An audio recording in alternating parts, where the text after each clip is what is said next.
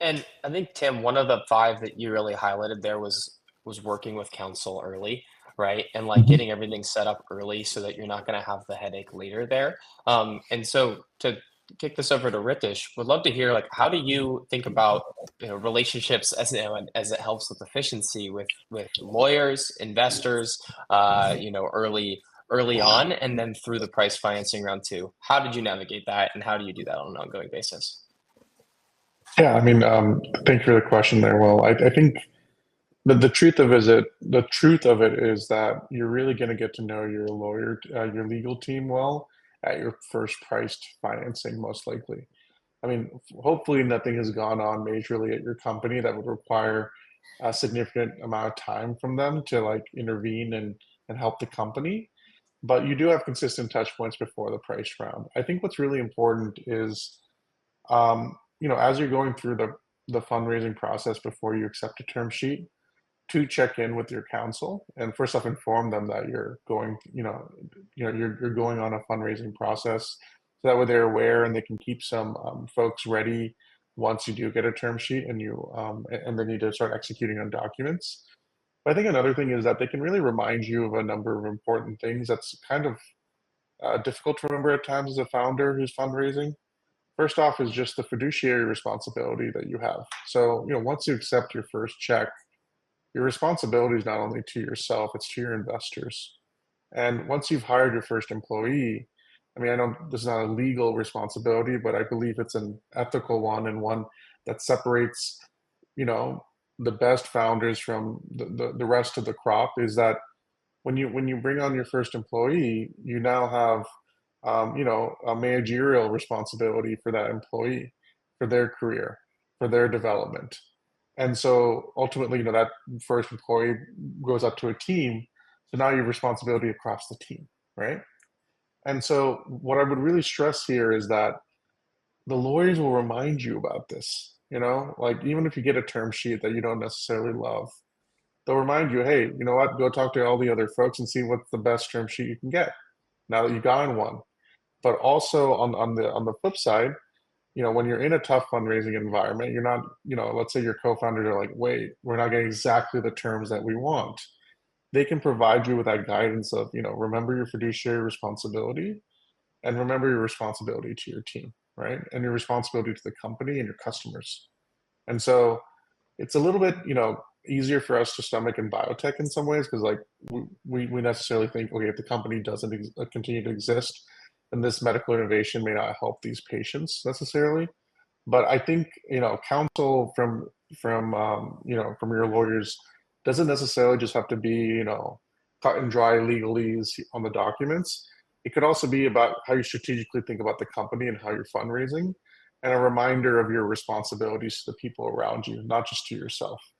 So I think lawyers, especially if you have great counsel, great partner working with you from your law firm, can really help you think through these things and help you make the right decisions such that ultimately it's about survival. So like 18 months from now you're surviving and thriving, as opposed to saying, man, I wish I had accepted those terms and I kept waiting and nothing else materialized. So I think you can develop the strong relationship with the lawyers before you do the price round, but definitely the price round is going to get you a lot closer with your lawyers.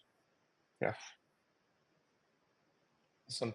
And yeah, just to kind of turn it to the other side to Tim, I know that you've gone through a lot of these too. And Ritish, it's great to hear about kind of the building of trust and relationship through a price round and how Mhm. much that increases during that time, just given the urgency, given the amount of work that has to happen. And so hearing you highlight that definitely echoes a lot of what we hear in the market about what's important for efficiency, and having a great relationship there definitely seems to be a top priority. And Tim, would love to hear your thoughts about what defines a successful relationship or collaboration between law firm and client, and what are other ways that kind of you can use that to spark efficiency throughout something as urgent as a price round closing?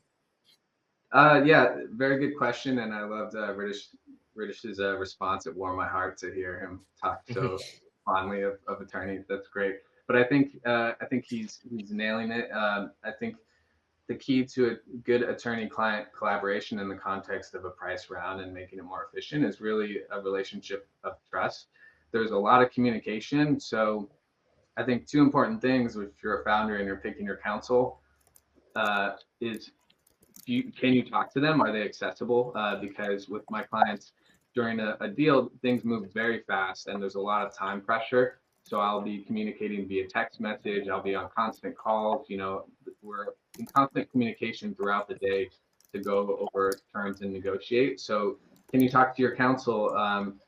And then also, a sub part to that is, do you understand what they're telling you? Because one criticism of attorneys frequently is you don't really understand what they're actually explaining because they're talking in legalese, et cetera. So is it someone you can communicate with and understand and build that rapport? And that makes things much more efficient because you can actually efficiently and quickly communicate things that you need to get through to keep the deal moving.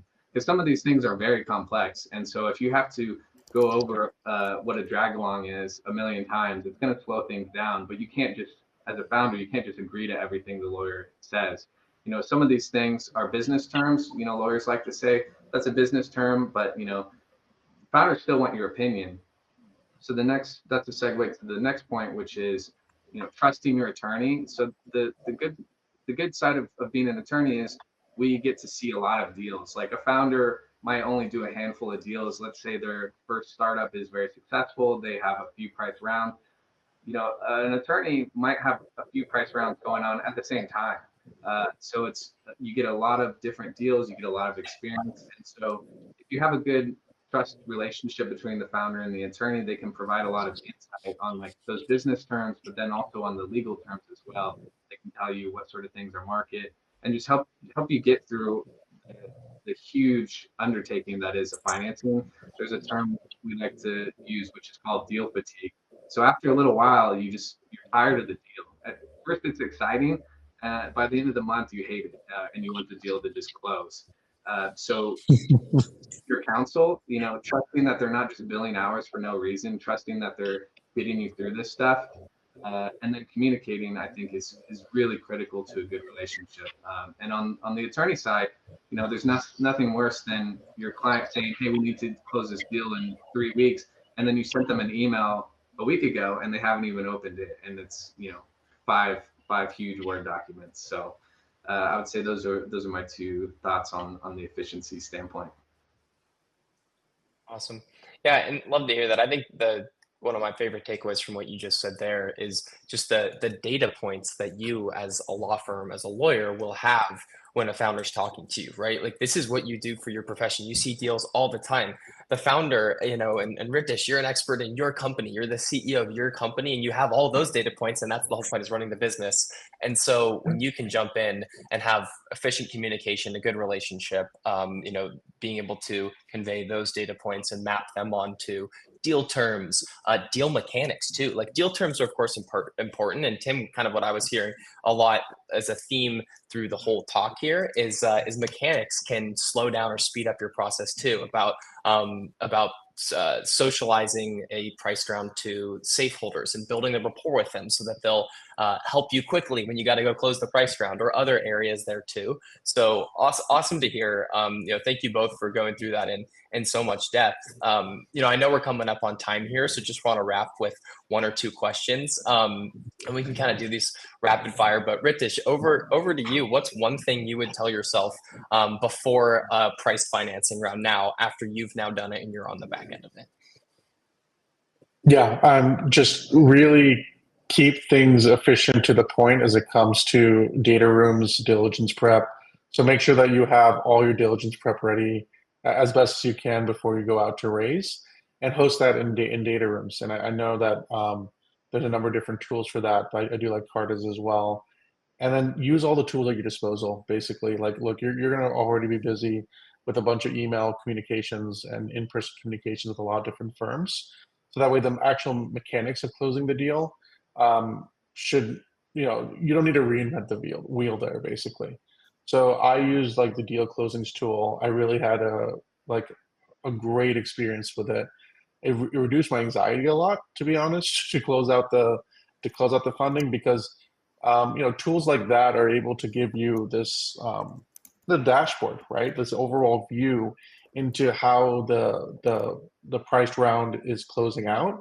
You know, where do you need signatures? Then you know, okay, like let me just call this person. I have their number, so they can sign off the, you know, the signatures because they were a safe holder and everything.